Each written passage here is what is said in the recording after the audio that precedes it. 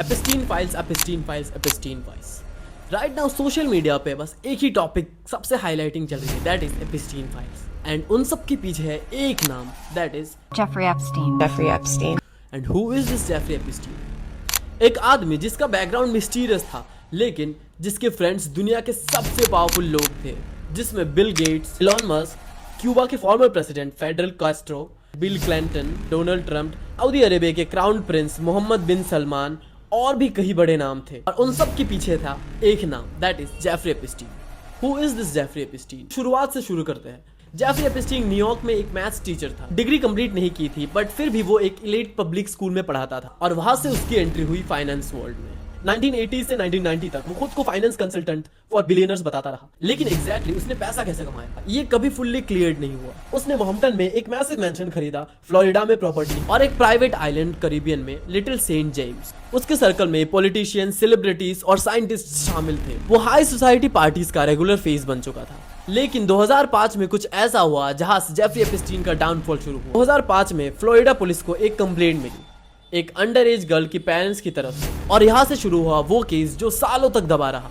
2008 case strong था, लेकिन outcome ने सबको सरप्राइज कर दिया। फ्लोरिडा इन्वेस्टिगेशन में मल्टीपल अंडर एज विक्टिम सामने आए, जिनमें मोस्टली 18 साल से छोटी लड़कियां थी, और जेफरी के ऊपर चाइल्ड ट्रैफिकिंग और प्रोस्टिट्यूशन का केस हुआ। पुलिस ने सीरियस चार्जेस रिकमेंड किए थे, लेकिन 2008 में एपिस्टीन ने एक federal non prostitution plan deal sign कर ली। इस डील के अंदर उसने अंडर एज प्रोस्टिट्यूशन के इल्जाम को एक्सेप्ट किया। शॉकिंगली उसे सिर्फ 13 महीने का सजा हुआ, और उससे भी शॉकिंग पार्ट ये था कि उसे वर्क रिलीज मिलता था। दिन के 12 घंटे वो जेल से बाहर अपने ऑफिस जा सकता था। और बाद में ये भी रिवील हुआ कि विक्टिम्स को इस डील की फुल्ली इन्फॉर्मेशन नहीं दी गई थी, जिस पर काफी लीगल क्रिटिसिज्म हुआ।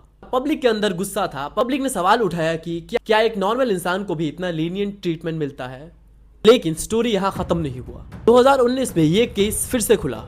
एपिस्टीन को न्यूयॉर्क एयरपोर्ट में अरेस्ट किया गया। इस बार चार्जेस फेडरल सेक्स ट्रैफिकिंग का थे। वो अंडरएज गर्ल्स को रिक्रूट करता था, उन्हें फिजिकली मोलेस्ट करता था, पैसे देता था और भी लड़कियों को लाने को बोलता था। उसने इस ट्रैफिकिंग का एक बड़ा सा नेटवर्क क्रिएट कर दिया था। सर्च वारंट के दौरान उसके मैनहट्टन मैंशन से सीडीज, हार्ड ड्राइव्स और large amount of cash receive हुआ। मीडिया फ्रेंसी शुरू हो गया। लोग कहते रहे कि अगर ट्रायल होता तो शायद और भी पावरफुल लोगों के नाम ऑफिशियली कोर्ट में सामने आते, लेकिन ट्रायल कभी हुआ ही नहीं। लेकिन अगस्त 2019 ने इस केस को एक नया मोड़ दिया। 10 अगस्त 2019 को एपिस्टीन अपने ही जेल सेल में डेड पाया गया।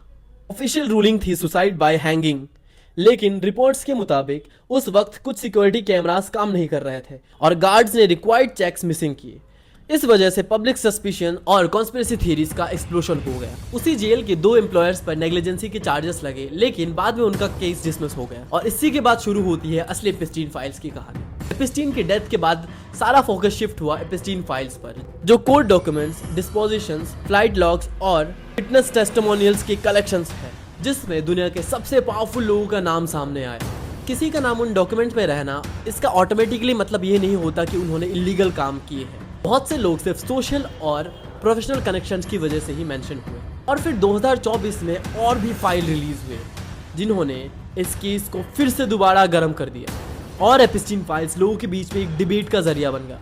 एपिस्टीन केस ने एक ग्लोबल कन्वर्सेशन स्टार्ट की पावर, वेल्थ, अकाउंटेबिलिटी के बारे में। लोग आज भी डिस्कस करते हैं 2008 में डील इतनी लीनियंट क्यों थी? क्या सब रिस्पॉन्सिबल लोगों को जस्टिस मिला? और क्या कभी हम इस केस का ट्रूथ जान पाएंगे? ये सिर्फ क्राइम स्टोरी नहीं है, ये सिस्टम, इन्फ्लुएंस और जस्टिस का केस था। और शायद सबसे बड़ा सवाल, क्या पावर सच में सबसे ऊपर होती है? उसके क्लोज एसोसिएट गिल्सेन मैक्सवेट को 2021 में कन्विक्टेड किया गया सेक्स ट्रैफिकिंग ऑफ माइनर्स में। 2022 में उसे 20 साल की प्रिजन सेंटेंस मिली।